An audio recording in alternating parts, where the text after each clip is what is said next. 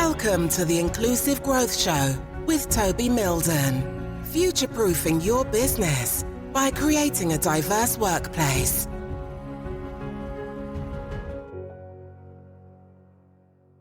Hey there, thank you ever so much for tuning into this episode of the Inclusive Growth Podcast. I'm Toby Mildon, and today I'm joined by Catherine Millan. Now, Catherine and I live and work quite closely to one another. We originally met at a diversity, equity and inclusion conference that was being hosted in Manchester, and I went along to the workshop that Catherine was delivering about active bystander training, which I found incredibly helpful and interesting. So then I thought it'd be really good to get Catherine on the podcast to talk about active bystander training and what she's noticing about microaggressions in the workplace. And just to really sit down with another EDI professional and pick her brains, to be honest. So Catherine, thanks ever so much for joining us today. It's lovely to see you. Yeah, thank you for having me, Toby. And I agree, it's nice for us to come together and kind of just have more formal chats like this as well. So yeah, really excited. Thank you. So Catherine, that was just a really brief introduction, but could you just let us know a bit more about who you are and what led you to set up your company, Be What You Can See?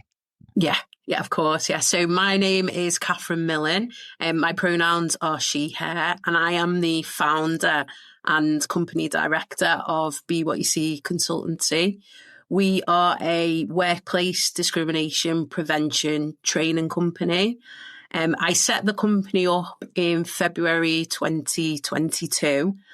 And I guess one of the main reasons why I kind of went for a bit of a career change, decided to become an entrepreneur, was because I got diagnosed with ADHD and dyslexia during lockdown. And I think at that stage of my career, I'd already received quite a lot of barriers due to my gender, race, sexual orientation. And I think just at that point then, almost having the diagnosis of ADHD and dyslexia, it just added this other barrier of access in the workplace. So I think for me, I was then very much motivated around, well, what does an inclusive workplace look for me and how can I create that? At the time, my job role had changed. I worked with the University of Manchester at the time, who were really great and really supportive. But I think, you'll be able to relate to this, Toby. Sometimes the systems and processes aren't right, and you end up being that person who is constantly fighting, constantly advocating. And I think I just got to a point in my career where I was like, I love delivering training. I've always delivered training on topics that kind of fall under that umbrella of EDI, so anti-racism, LGBT inclusion, kind of mental health awareness. And I just got to a point where I was like, do you know what? I'm going to set up my own company. I originally just wanted it to be a bit of a side hustle, if I'm being completely honest with you. I was like, I'm going to do it. I'm going to keep my job at Manchester and I'm just going to, build up so I can maybe drop a day at Manchester. And it completely took off. And within the first 4 months, I became fully booked for training for the rest of the year. So then I had to give my notice in. And then it's just been this transition of me going from just doing training, and that's the focus, to actually building a company and a team of people. And now I'm at the point where I now hire associate trainers to go out and do the training. I'm just finding my feet in terms of what it means to be a company director for me and where I sit comfortably in all of those different tasks and job roles that I have to do. And I've just never really looked back since. I kind of just, it's nice being in an environment where I do feel like completely in control day to day in terms of being supported, strategies being implemented, but also just everybody around me understands what all of our needs are, not just mine, but everybody in the team. That's really good. That's really good. I can relate to that because obviously I was a in-house EDI practitioner for both the BBC and Deloitte, and then I set up my consultancy just before coronavirus hit. And I can relate to what you're saying because, I enjoy delivering projects to clients, but then you also have to wear the entrepreneur hat because you're building a business at the same time and building a team in order to support clients, etc., etc. So why is it that you chose to focus on workplace discrimination as your core focus? Yeah, definitely. I think probably there's personal and professional reasons. So being from Merseyside, Liverpool, growing up in Liverpool and growing up on the Wirral, I was indirectly affected by a racially aggravated murder of a young male when I was only 18 at the time when Anthony died. And that almost kind of lit a spark in me to have an interest in the area of anti-racism. At that time, I was just about to go to university to study education because I didn't necessarily want to become a teacher, but I knew I wanted to work within education in some way. I just didn't know what the job role would be. Then I came out at university where I just felt like I almost found the space and my people and, the community to be accepting of who I was, no matter who I loved. So that then also kind of just sparked an interest in LGBT inclusion. I guess the personal side of that, it's the experience in those everyday microaggressions or those everyday incidents of hate that then made me really reflect on, well, why is it that people think that's okay? And for me, I was always more annoyed at the people who stood and did nothing. I was obviously angry with the perpetrator, but for me, it was well, especially in a workplace context, it was how can people stand and do nothing? And that just never sat well with me. I've studied quite a lot have looked at things like genocide throughout history, things like Holocaust education. And I think I've always just then had this interest in the concept of being an active bystander. And then I think because I've experienced so many different types of discrimination myself personally, I kind of added the two together and was just actually, if I decide to do this as a career, it's not just going to be because I'm passionate about it. This can hopefully improve my experiences that I have day to day. So then the professional side of it, when I joined, for example, the University of Manchester, I did quite a lot of work on things like the Race Equality Charter mark. So that then was just this amazing opportunity to not just look at tackling racism on a verbal and behavioural level. I was looking at it from systems and processes and looking at what do we need to dismantle. I joined the Stonewall Award Committee. So again, that exposure of, okay, these what universities need to do to work towards this award. So this is the processes and systems that we need to change.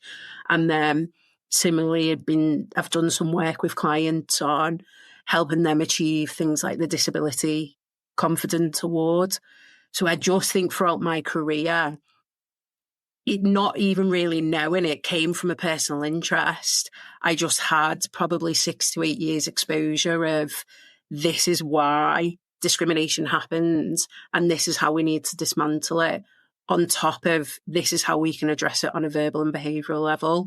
And I was just then I know what I'm doing. I know what I'm talking about. I've got all of this data, and I think it just builds up a confidence then, because I could go in and have conversations with people about why it is like that. Why are you not getting certain candidates past the application stage? Why? And I think and I don't know if this is about you, but and I think this does relate to me having ADHD and dyslexia. I hyper focus on things. So I really get into it. I'll find a report and I'll spend hours reading it.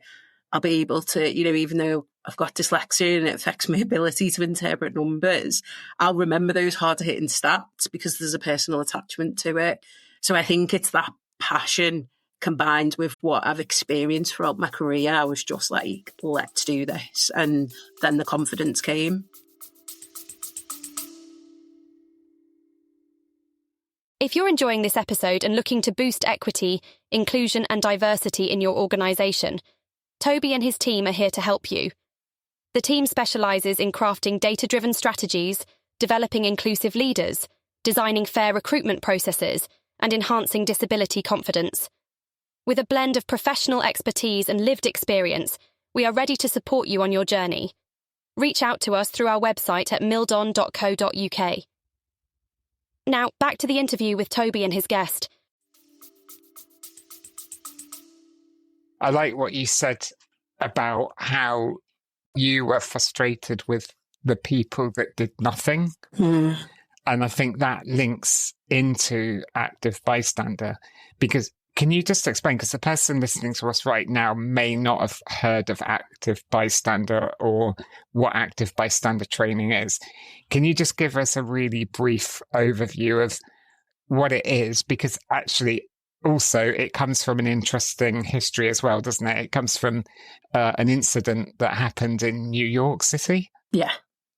Yeah, definitely. So when we're talking about active bystander intervention, I always kind of say you've got the education side and then you've got almost the theory. So when we're talking about active bystander theory, it kind of refers to the idea that bystanders, so those who kind of witness problematic, harmful behaviour, they do have the power to intervene and prevent and stop it.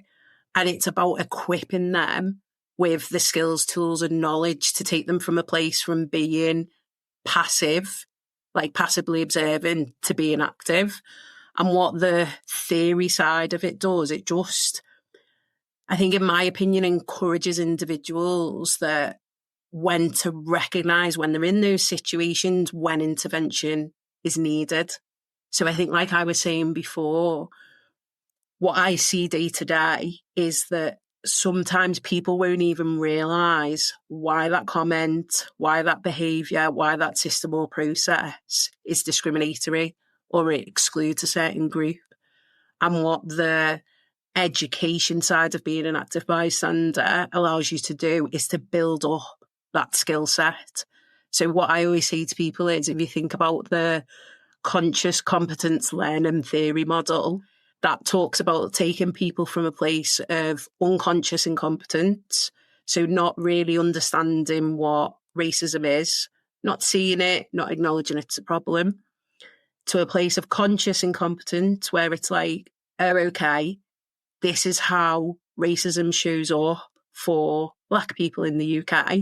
I'm conscious of that now. I accept that it's a problem, but they're still at that place where I don't really know what to do about it. And then the third stage will be, okay, how do we get you to a place of conscious competence? And what we mean by that is, I see racism, I understand why and how it affects people, and this is my role to dismantling it.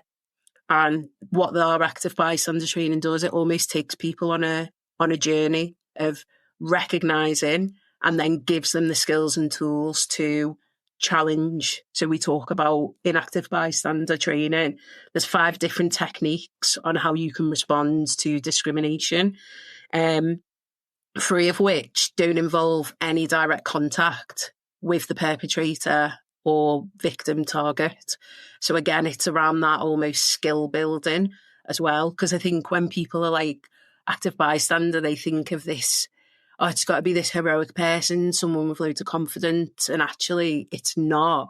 It's just knowing what tools around me do I have to prevent that, whether it's in the moment or it's something that I do as a follow-up. That's actually what gave me confidence after your workshop, because I went into the workshop thinking being an active bystander was being active, putting myself in basically line of danger and having to deal with conflict, which I don't like. And then after you taught me the 5 Ds, or, the 5 different strategies, I realized that actually I could be an effective active bystander by using some of the techniques which are less confrontational. They're not even confrontational, but I suppose they're less direct.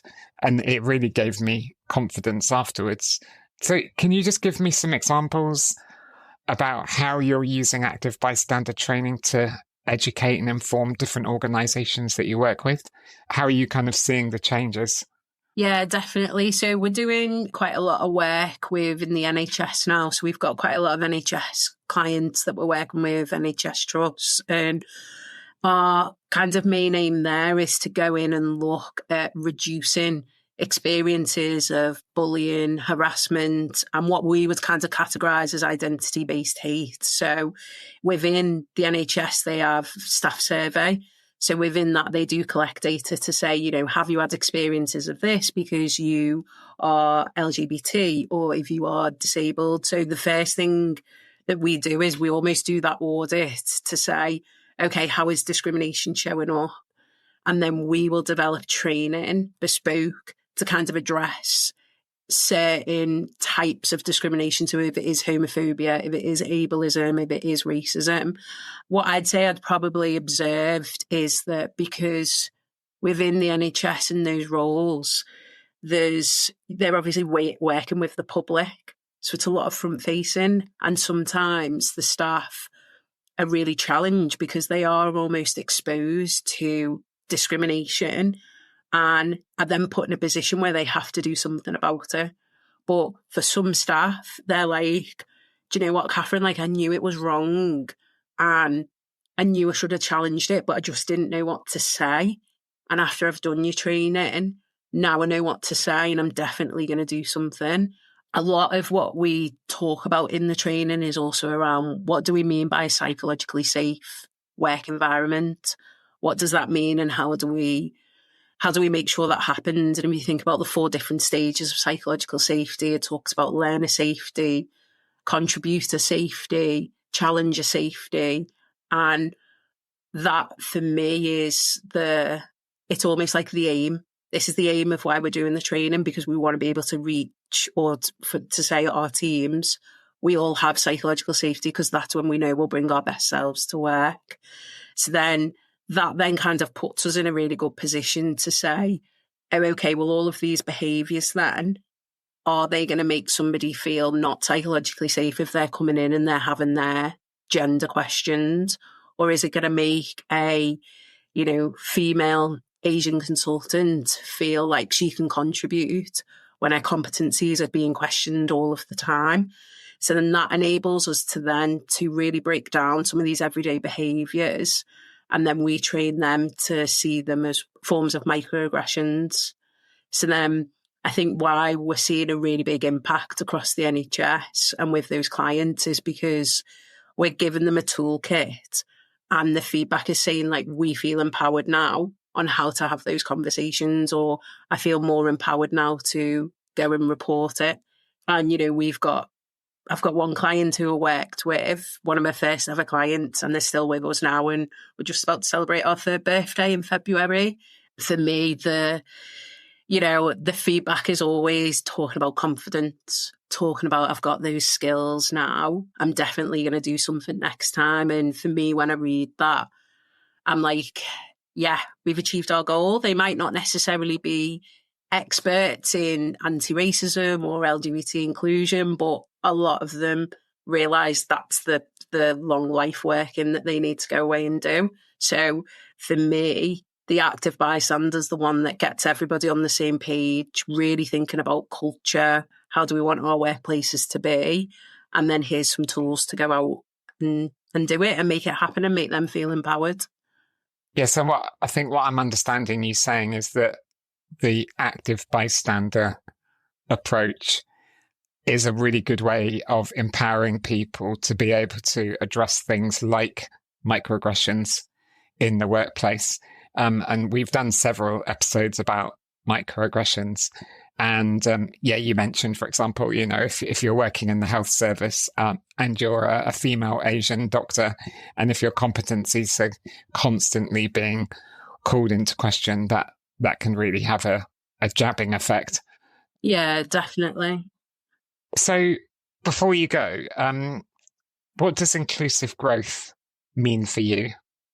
So inclusive growth to me, I think means the acceptance and the commitment of lifelong learning to always improve and almost be vulnerable and say, like, I know I'm not an expert, but I'm always constantly going to work towards it, because I think even for me, the head of an ADI consultancy, I'm still learning every day.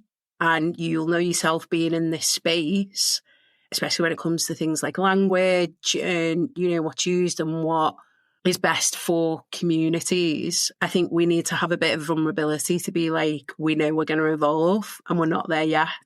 So I think for me, when I'm talking about inclusive growth, it's always something that we acknowledge that we're always going to constantly be working towards this, and we should never stop, because there's always going to be something where we can make it that little bit better, we can make it that little bit more accessible.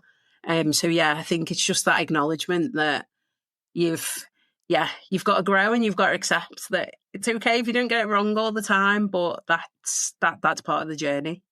Yeah, I love what you've just said, because we, whenever we do training around inclusive leadership, we use the perceptions framework that was created by Talergy, and they've come up with 6 inclusive leadership behaviors. And 2 of those behaviors are having a learning orientation.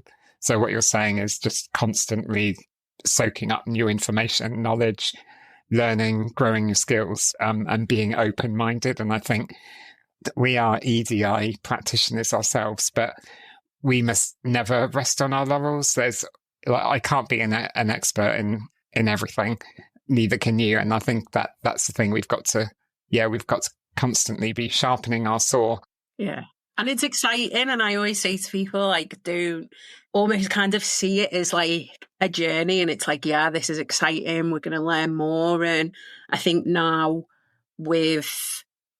how the growth of people investing in EDI, in terms of people, 10 years ago, there weren't jobs, there wasn't everything. There's a real opportunity now for us to do some really impactful work that is going to change system and processes for next generations. But, in acknowledgement with also the current climate, there's also still a lot of work for us to do, but let's kind of embrace it as like, it's a journey, that it's a career that you can have a really good kind of, I think the way that I just see it, I'm kind of like, I've never been happier in my career. And yes, it's really difficult sometimes, the topics and things that I've got to talk about. But ultimately for me, I know that I'm kind of making the workplace more inclusive, and hopefully it'll have that effect on society and everything as well. And that for me excites me. And I think that's what I always say to people who work in this space, like, always think about that bigger picture of like, what is it that we're trying to achieve in terms of what do we want the world to be? What do you want, your children, how do you want the workplace to be for them? So, yeah. Yeah, definitely. Now, before you go, I promise this is my last question. If the person listening to us right now wants to follow you, maybe they want to reach out because they're interested in active bystander training in their own organisation, how can they do that? Yes, definitely. So I am on LinkedIn.